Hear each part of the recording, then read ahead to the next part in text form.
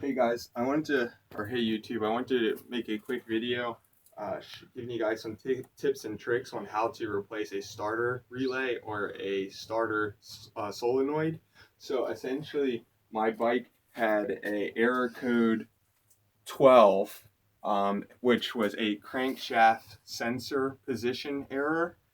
And I looked at YouTube, and there was a guy on who had a Yamaha four-wheeler and had the same error code 12, and it, he basically essentially stated that it wasn't due to a crankshaft. It wasn't due to the um, crankshaft sensor, crankshaft position sensor. It was due to a faulty starter relay.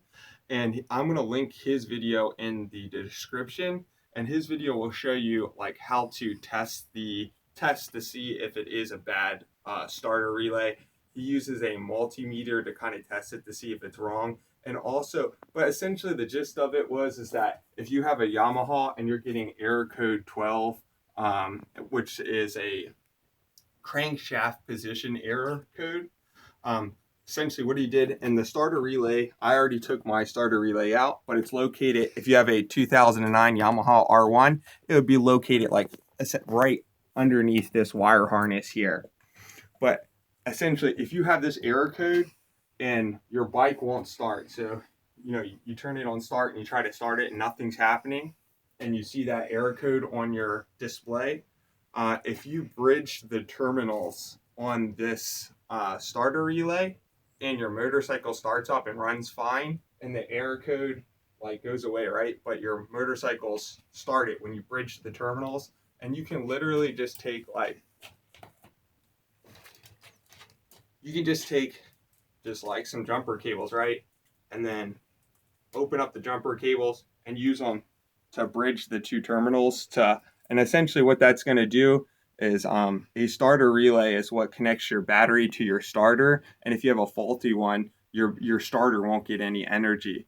But when you bridge the terminals, and it's going to spark up a little bit when you do this, but when you connect them you're connecting your battery directly. You're bypassing the starter relay and you're connecting it directly to the starter. And if your bike starts up, that's a good indicator that it's your starter relay that's wrong. It's not a crankshaft sensor error. And again, I'm going to link the guy's video who I first saw this online. He had a Yamaha four-wheeler. I'm going to link his video in the description because he explains it a lot better on how to tell and test if you have a faulty starter relay. But I wanted to make this video to basically showing it on a R1 to see if it's the same, if this will work also on an R1. So I already took my starter relay out, and I had that same error code 12. And I also wanted to give you a couple of tips and tricks on how to get this. Like when I was taking mine out, some things that I found very difficult, and I wish I would have knew beforehand. So, okay. So essentially, you only need a couple tools to replace this starter relay out. You need a Phillips head screwdriver, and then you need a 5/16 ratchet or socket, 5/16 socket. And then essentially you just start off by disconnecting both the positive and negative terminals. Then you're gonna the positive terminals going to be connected to your starter relay here, and then your starter is also going to be connected. You want to first unscrew those two wires and disconnect them. And then how you take the starter relay out from inside your bike is this starter relay. Can you point it here real quick? This starter relay, if you can see these two, can you see the two holes in there? This starter relay right here is only held in by two prongs. So the two prongs go inside the starter relay, and how you remove the starter relay is, and also can you point in here so you can see the two prongs? So can you see? So here's it's kind of hard to see, but here's a prong here and here's a prong there that would go through that would go through those 2 slots. And that's the only thing that's holding this starter relay onto your bike, connecting, like holding it onto your bike in place. But essentially what you want to do to get this starter relay off, and I wish I would have knew this at first because I didn't understand like how it was held in place, but when it's in there, it's going to be in there underneath this wire harness, and you don't have to move this wire harness at all. All you have to do after you disconnected these 2 wires, you want to get your 2 fingers, get it up and underneath the starter relay. Try to get it up and underneath the starter relay, and literally take your 2 fingers and push straight up. And as you push it straight up, you're gonna take it. The prongs. You're gonna pull it off of the prongs, but remember, get your fingers underneath the starter relay and push it straight up, and that will pull the starter relay off the 2 prongs. Now that you got the starter relay off the 2 prongs, and it's kind of difficult because it's really tight on those 2 prongs, you're going to have this wire right here connected to it. So this was my next issue, is that this wire right here, it is so tight on, it connects into the starter relay extremely tight, and it was really difficult for me to get this this wire out. And essentially, so it has a locking mechanism right here where you would press down and it would push underneath of this little bar, and then you can pull it out. But because it's so tight in there, it's really hard to pull out. And a trick I found to pull this connector out of the starter relay. Yeah, let me show you.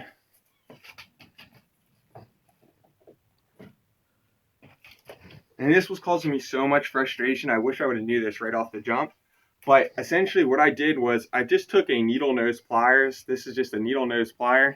And I just put like a paper towel over it, and then a hair clip, but you can put or a hair bungee to kind of make the tip more blunt, so I wasn't going to mess anything up. And you take this little tool here, so the needle nose pliers with the paper towel in there. And if you can see, I don't know if you can see on this video, but there's a little right here, there's a little edge right here, and there's a little edge right here. It's hard to see, but when it's connected into this, I'm not going to reconnect this because it's really hard to take this thing off. But when I press down on this button here, and then I got this little tool here into that little corner, and I pushed straight up on this side, and it started to pull it out to the left, or excuse me, to the right. And then I took again, I used this tool, and on the other corner where there's that little edge, again, I got it in there. I connected it on the edge, and I pushed as hard as I could. And by using this tool, because this connector, this male connector, is so tight into this starter relay. It's so hard. You can't just squeeze it and then pull it out, because you're going to end up yanking these wires out because it's so tight in there. By using this tool that I made to just kind of to grasp on those little edges, there's an edge right here on the all the way right side, and there's an edge right here where you can just use your needle nose pliers to kind of grasp onto and push, use leverage. You can get just enough leverage to pop it out without hurting these wires here. So those are the 2 tricks really. Again, when you're pulling the starter, I'll just repeat the 2 ones, and these 2 tricks were a lifesaver. The starter relays are only held in by 2 prongs. You need to get your fingers underneath there and pull straight up to get the starter relay out. Then when you get the starter relay out, this wire will still be connected to it, and it's extremely hard to get off, or at least mine was extremely hard to get off. But what you want to do again is push down on this, kind of get it underneath the lip, and then as soon as you get it underneath the lip, you use your pliers to get extra leverage, and to kind of use the leverage to disconnect this wire harness. Okay, now I'm going to install, so this is my old faulty starter relay. I purchased my new starter relay. I'm going to install the new starter relay, and I'm just going to do everything backwards here, put everything back together, and we'll see if that clears. So this is my old relay. This is my new one. I'm going to install my new starter relay and see if that clears my error code 12 on my R1. So, and then we're just going to do everything backwards, just reinstall everything. So hopefully this video will help 1 or 2 people, and if it does, if it can save just one person from the headaches that I suffered, I'm really happy I made this video. So we'll start by opening up the new starter relay. Here's the new starter relay here. Here's my new starter relay. Here's my old one. I'm going to install the new one and see if this clears this error code. All right. So at first, the first thing you're going to do now is do everything backwards. So you're going to put this clip on. And this clip, again, this clip is extremely, extremely tight.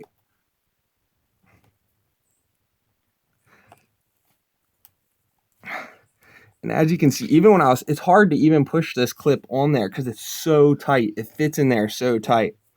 And actually, now that it's in there, I can kind of give you a better example. This is the new starter relay, the good one. I can give you a better example how I took it out. So it's going to be so tight in there, you can't just like squeeze down and pull off. So what I did was I squeezed down just a tad bit. I did just a tad bit to get a little bit of, if you can see, there's a little bit of room in between there. And essentially, I just got my pliers in there, caught with this little corner, and then push straight back. Same thing, got my pliers in there. In this corner, once you push straight back on this one, you'll make a little bit of gap. Then once you push back on the left side, you'll make a bigger gap and you'll be able to pull it completely off using the leverage. But basically, again, you want to push down, try to get that locking mechanism underneath the bar. You'll create a small gap where you'll be able to get in there with your pliers and kind of use leverage to pop that piece off. All right.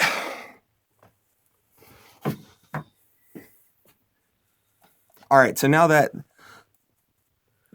wire is connected, we're going to try to now put these back into those prongs.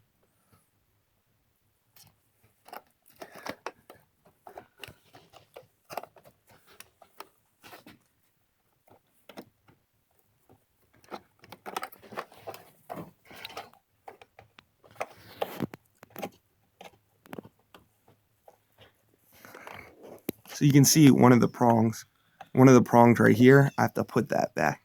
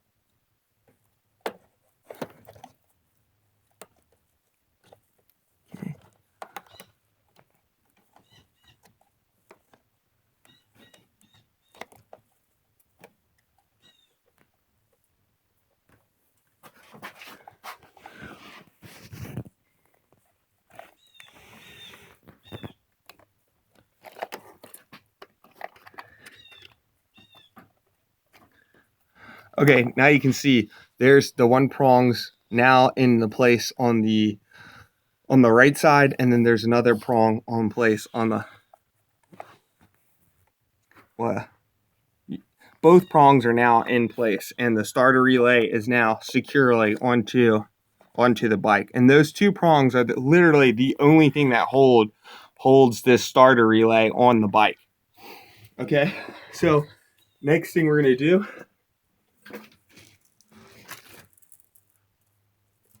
let me see. So the next thing we're gonna do is reconnect the starter, the starter and the battery to the starter relay. And you just need that socket, again, the 5/16 socket. So the starter is in the rear, and then the battery goes in the front near the positive that connects to the battery goes into the front closest to the battery. The starter, or this black wire right here, the starter, goes all in the rear, or the closest to the back of the bike.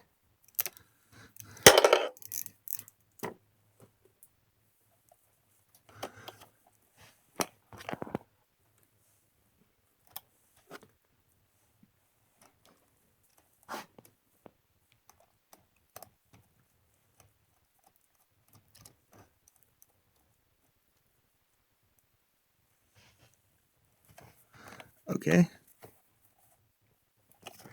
Next thing you want to do is you want to connect your battery.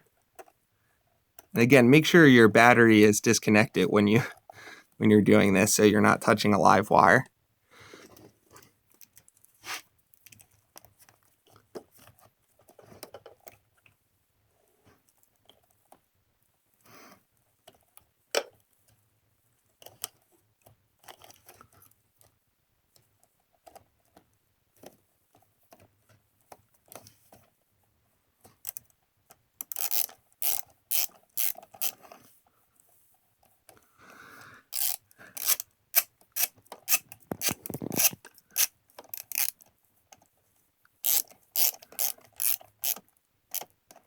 Okay, so the battery is now fully connected,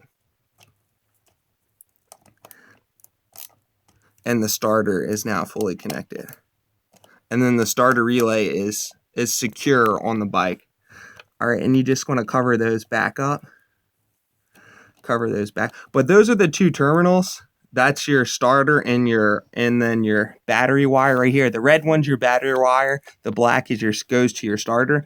And that's where you would take those jumper cables and connect that to bridge the gap. If you take something metal and you connect it between those two bolts here, it will bypass the starter relay, and it will take energy directly from this wire and go directly to this wire, which is connected to your starter. So that will give you a good indicator that if your bike starts after bridging the terminals on the starter relay, that'll be a good indicator that your starter relay is bad, and it's not it's not something else wrong with your bike. For example, like the error code 12, which means crankshaft, which is crankshaft sensor error. All right, so let me put these covers back over the terminals. Actually, let me just triple check real quick that they're all nice and tight.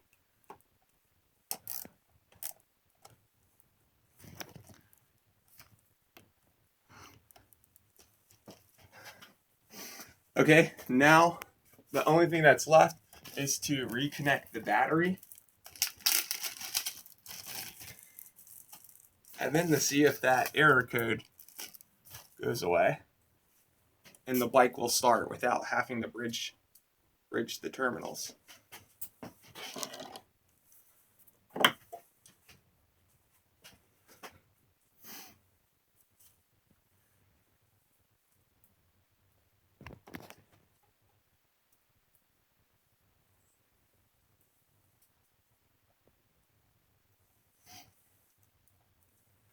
All right, we'll start with the negative wire here.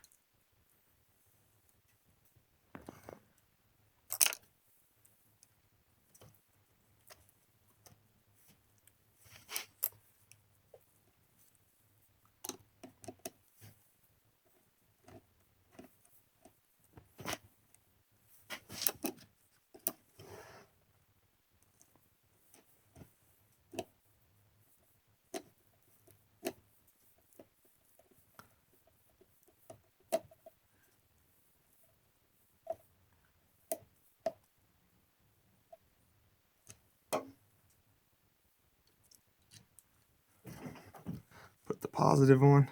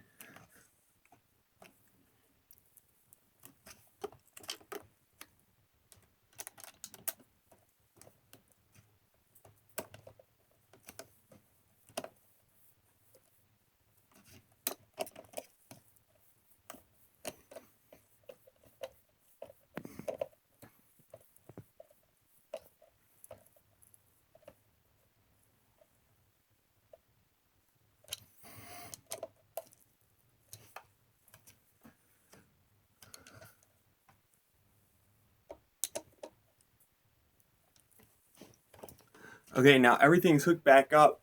The starter relay's hooked back up now, and then the battery's hooked back up.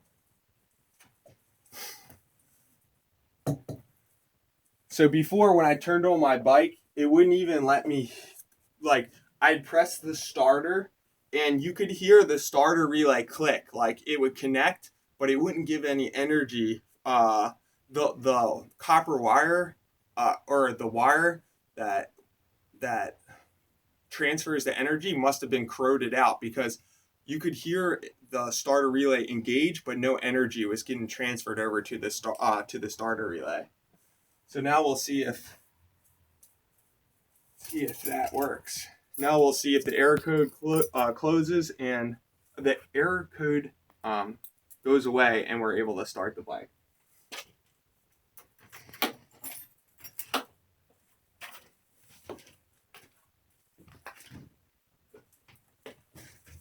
It's extremely cold here, so I need to use a little bit. My bike's been sitting in the garage for a little bit, so I need to use a little bit of starter fluid.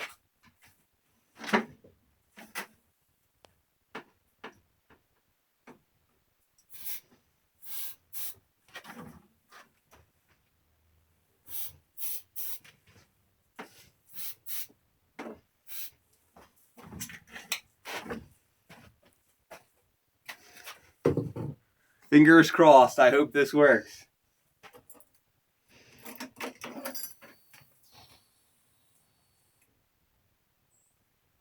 That sounded different.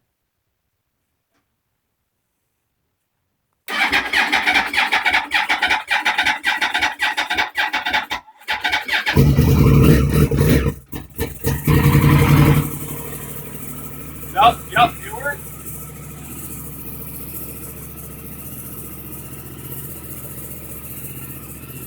Yay, guys. 2 thumbs up. It works, guys. Everything's good. Bring this over here. So I want to show you something, guys. So it did work. I had error code 12, which stands for, if you look it up in the manual, it's or the not the manual, the service manual. It tells you that it's a crankshaft sensor error. However, it was not that. It was just the starter relay. And when I tried to start this, come here real quick. Like, the error code 12 would display like right here at the bottom left. Like a 12. When I tried to start it, it wouldn't work, right? And then I got a error code right here on the bottom left-hand corner, and that is no longer here. I don't have any error codes displayed on my display here.